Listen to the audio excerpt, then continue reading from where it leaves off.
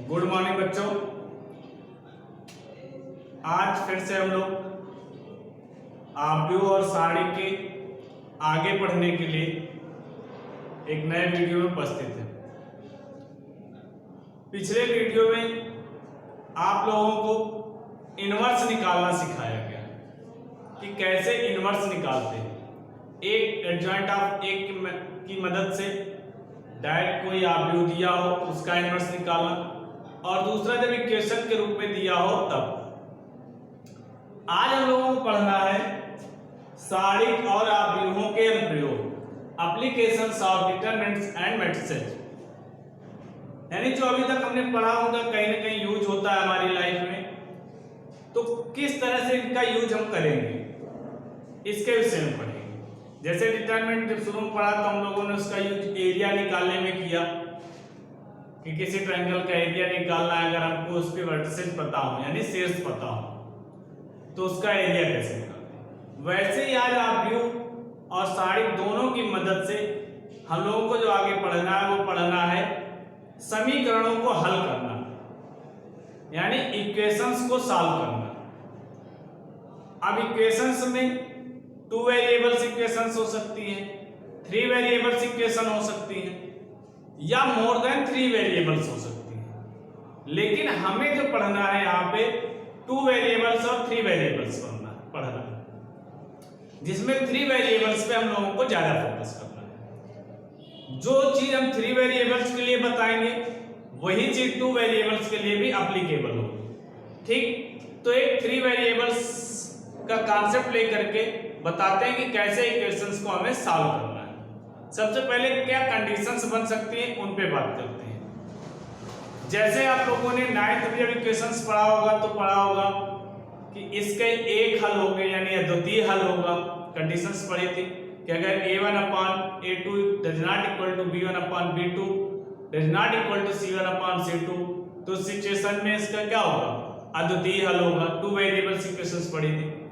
फिर अगर आ जाता था a1/a2 equal to b1/b2 equal to c1/c2 तो अनंत हल हो जाते थे। अगर a1/a2 equal to b1/b2 does not equal to c1/c2 हो जाए तो सिचुएशन में कोई हल नहीं होता था। तो ये चीजें हम लोगों ने पढ़ी थी। अब वही चीज यहाँ पे हमें पढ़ना है कि अगर इक्वेशन सपोज दैट दी जाती है आपको a1x plus b1y plus c1z equal to d। First equation है a2x plus b2y plus c2z equal to d2। Second equation a3x plus b3y plus c3z equal to d3। Equations solve करने से हमें पता है कि जितने वेरिएबल्स हो तो इक्वेशन सॉल्व करनी है तो कम से कम उतनी ही इक्वेशंस हो, तब हम इक्वेशंस को सॉल्व कर पाते हैं। जैसे ये दो हो गए, फर्स्ट सेकंड थर्ड वेरिएबल 1 2 3। तो सबसे पहला काम ये है कि हम इसको किसकी मदद से सॉल्व करना है, क्योंकि हमें सारणिक और आव्यूह की मदद से, तो इसको हम आव्यूह के रूप में बदल लेंगे। आव्यूह के रूप में बदलने के लिए a1 b1 c1 यानी गुणांकों को रो में लिखेंगे। a2 b2 c2 a3 b3 c3, और जो वेरिएबल्स हैं उनको कॉलम में x y z। अब देखिए अगर इनका गुणा करेंगे, इसमें आव्यूह का जैसे गुणा करते थे तो a1x plus b1y plus c1z यही तो आएगा, यहाँ पे यही था। अब अगर इसको हम बराबर कर देंगे d1 d2 d3 तो कंपेयर करेंगे तो पहली इक्वेशन किसके इक्वल हो जाएगी, d1 के पहली है, फिर दूसरी किसके इक्वल हो जाएगी, d2 के, और तीसरी किसके इक्वल हो जाएगी, d3 के। इस आव्यूह को हम लोग बोलते हैं a, इसको बोलते हैं x और इसको बोलते हैं b। तो क्या बन गया, ax इक्वल टू b। तो इस फॉर्म में ये बन गया। अब अगर a जो है हमारा व्युत्क्रमणीय है यानी इसका इन्वर्स निकाला जा सकता है, तो उस दशा में क्या करना है फिर हमें, अगर ये व्युत्क्रमणीय है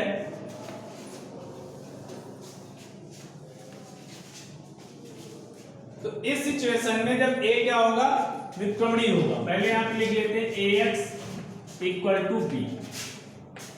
अगर a व्युत्क्रमणीय है यानी पहली कंडीशन की बात करते हैं, अगर a does not equal to determinant of a does not equal to 0, अगर डिटरमिनेंट ऑफ a 0 के इक्वल नहीं है, फर्स्ट कंडीशन, तब जो इक्वेशंस दी गई है यानी जो इक्वेशंस आई ax इक्वल टू बी, ये इक्वेशंस क्या है, समूह है, इक्वेशंस अलग अलग यहां पर थी, ठीक। तो determinant of A does not equal to 0 है, तो इस सिचुएशन में समीकरणों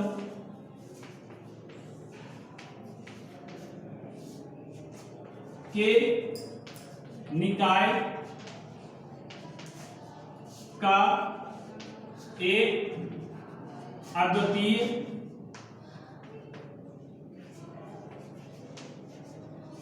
हल होगा।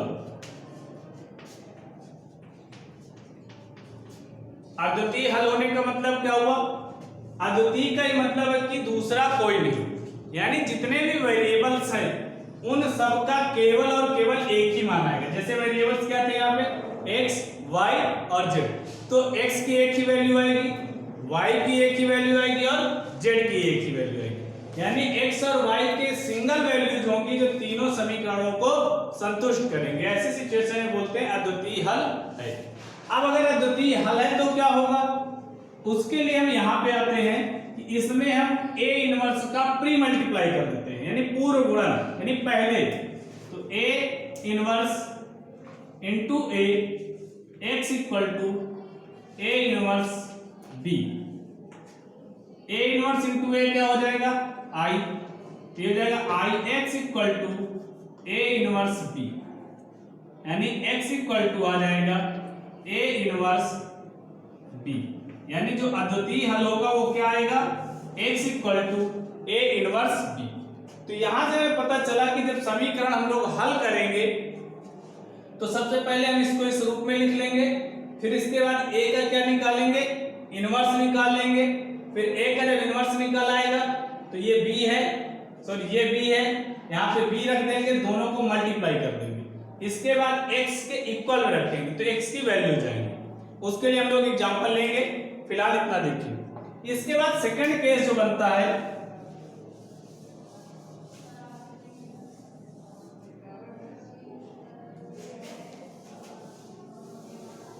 सेकंड केस बनेगा कि determinant of a equal to क्या हो जाए, 0 हो जाए, यानी डिटरमिनेंट ऑफ a किसके इक्वल हो जाए, शून्य की। और डिटरमिनेंट ऑफ a के शून्य होने का मतलब क्या हुआ कि a जो है वो व्युत्क्रमणीय नहीं है। तो इस सिचुएशन में इसमें दो कंडीशन बनती है, a और b। पहली कंडीशन जो a है वो ये कहता है कि अगर determinant of a equal to है 0 के और एडजॉइंट ऑफ a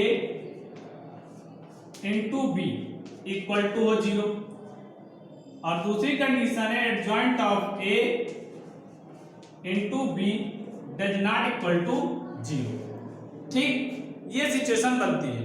तो इन सिचुएशंस में क्या होगा, पहली कंडीशन क्या है कि ये 0 के इक्वल हो जाए, दूसरी है 0 के इक्वल ना हो। तो जब 0 के इक्वल ना होगी तब क्या होगा,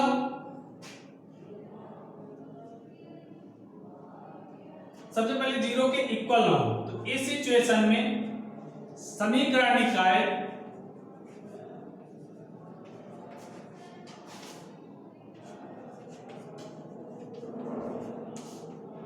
असंगत होगा।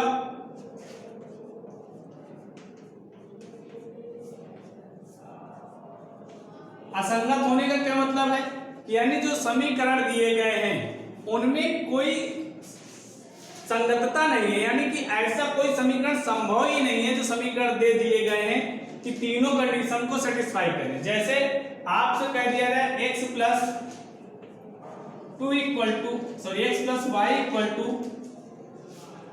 5 और x प्लस या 2x plus 2y equal to 6।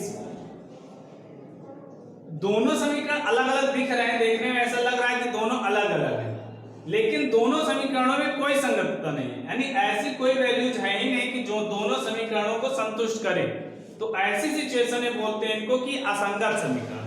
और असंगत होने का मतलब क्या है कि कोई वैल्यू ऐसी है ही नहीं जो दोनों को सेटिस्फाई करे। तो इस सिचुएशन में समीकरण का कोई हल नहीं होगा।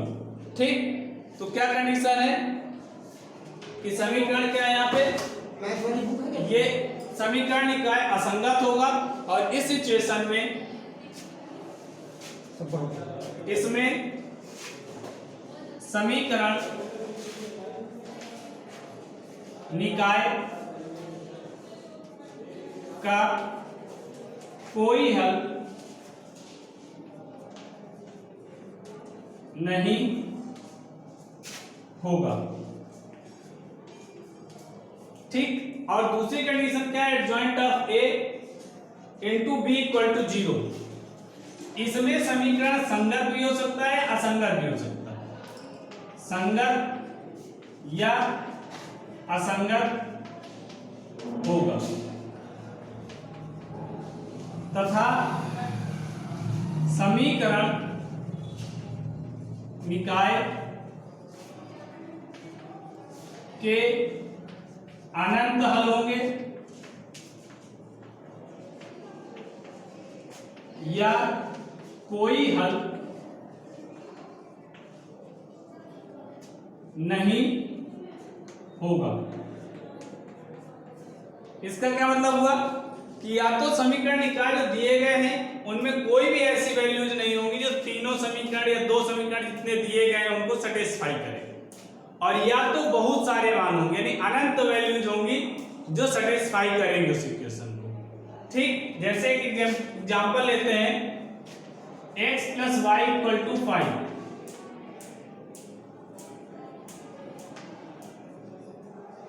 और दूसरा ले लेते हैं 5x + 5y = 25।